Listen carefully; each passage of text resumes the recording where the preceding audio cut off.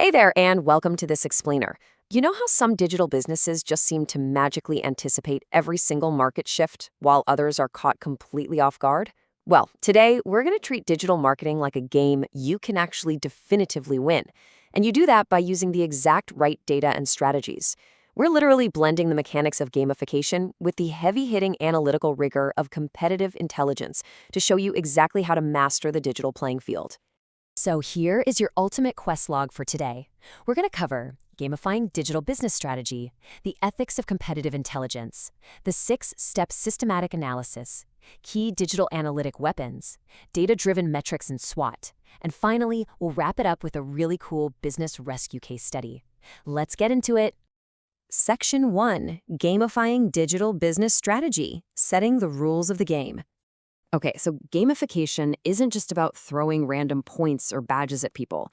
It's about taking core game mechanics, like clear rules, interactive challenges, immediate feedback, and applying them to drive real-world quantifiable outcomes. We're merging this with competitive intelligence, or CI. Basically, that's the systematic, highly ethical collection of public data to really understand your market. By combining these two things, tracking your competitors becomes exactly like checking the scoreboard in a competitive match. Think about it. If you don't look at the board, you have no idea who's winning, and you definitely don't know how to adjust your strategy to catch up. Section 2. The ethics of competitive intelligence, the rules of engagement. Now, whenever we bring up competitive intelligence, a super common misconception is that it involves shady corporate espionage. But it absolutely doesn't. Our source text actually grounds this ethical boundary in the Quran, specifically Surah Al-Hujurat, verse 12, which explicitly forbids secret spying, also known as tajassus. This means going out of your way to find others' weaknesses through hidden or deceptive means. That is completely off limits. CI has to be about building up your own value, not tearing down or sabotaging an opponent. And honestly, this matters because ethical CI builds long-term, sustainable strategic value, whereas sabotage, well, that just creates massive legal liabilities. Let's do a quick comparison of ethical intelligence gathering versus illegal espionage, just to make sure your gameplay stays totally legitimate and constructive.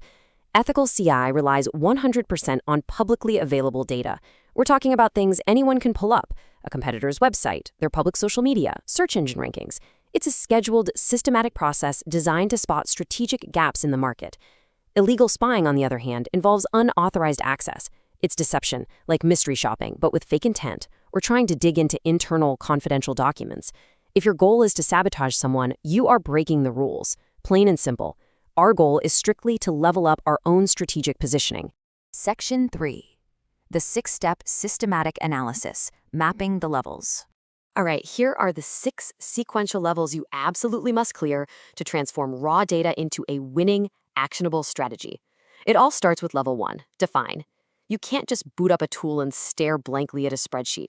You need specific strategic questions like, is my competitor getting more traffic from SEO or is it all paid ads? Level 2 is mapping out both your direct and indirect competitors. Level 3 is collecting the specific data to actually answer those questions. Level 4 is analyzing the gaps. So where exactly are they weak? Level 5 is synthesizing all of this into a digital SWOT matrix. And finally, level 6, act. This is where you put together a prioritized action plan with quick wins and long-term goals. Seriously, if you skip any of these levels, your whole strategy is going to fall apart. Section 4. Key digital analytic weapons, equipping your inventory. So you can't win without the right gear, right? These are your primary digital weapons, and each one gives you a totally unique superpower to track your opponents across the web. First up, SimilarWeb. This tool is absolutely fantastic for checking out the proportion of traffic. It tells you right away if a competitor is relying heavily on organic search or if they're just buying all their traffic through ads.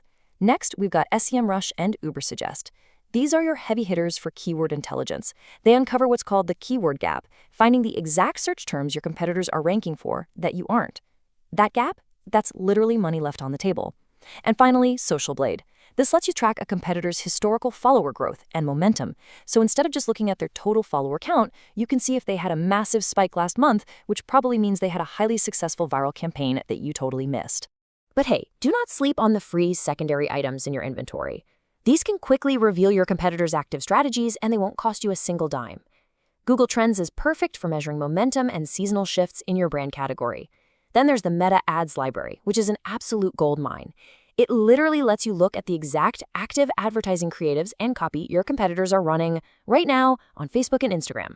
And don't forget simple Google search operators, like just typing site before a competitor's domain will instantly estimate the total size of their indexed content. These are incredibly powerful, totally free ways to gather intelligence. Section 5, Data-Driven Metrics and SWOT, Reading the Scoreboard. Okay, the crucial point here is that we have to move away from guessing based on gut opinions and start using hard data to fill out your digital scoreboard. Traditional SWOT analyses often fail because they're just packed with subjective opinions. Look at the left side here. Things like, our product is high quality, or our team is experienced. I mean, that's nice to say, but it doesn't actually give you a strategic edge. Now look at the right side. A data-driven SWOT says organic traffic is 58% versus our competitors' 31%, indicating a strong SEO moat.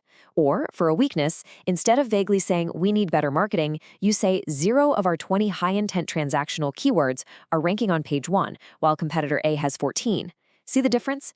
This turns vague feelings into a highly precise mathematical scoreboard. Section 6, Business Rescue Case Study, Defeating the Final Boss. Let's look at a real-world example with Sura Alami. They were a direct-to-consumer natural skincare brand, and they dominated their niche for years. But going into 2024, they noticed a painful drop in organic traffic and a much lower return on their ad spend. Why? Well, they were losing the game purely because they hadn't updated their quest log or checked the competitive scoreboard in a year and a half.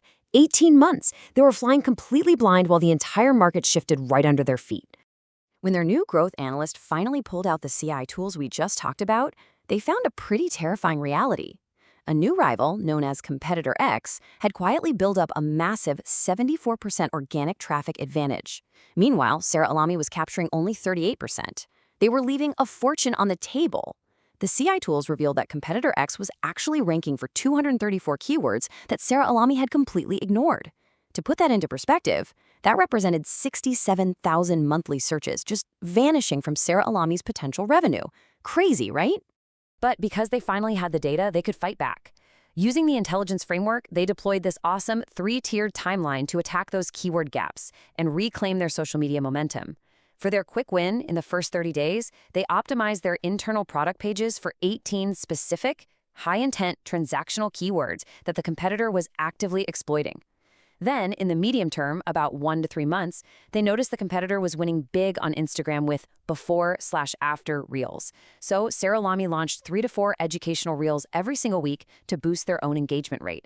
And for their big strategic 3 to 6 month goal, they built a massive 100-article content hub focusing entirely on halal skincare to permanently reclaim their organic search dominance. And here is the ultimate quantifiable outcome. By leveling up their strategy, they reclaimed 420 million rupiah in revenue in just 6 months. Their organic traffic shot up 78%, and they closed that keyword gap significantly. But you know what the biggest lesson they learned was? The data was always there. It was publicly available, totally legally accessible, just sitting there waiting to be analyzed.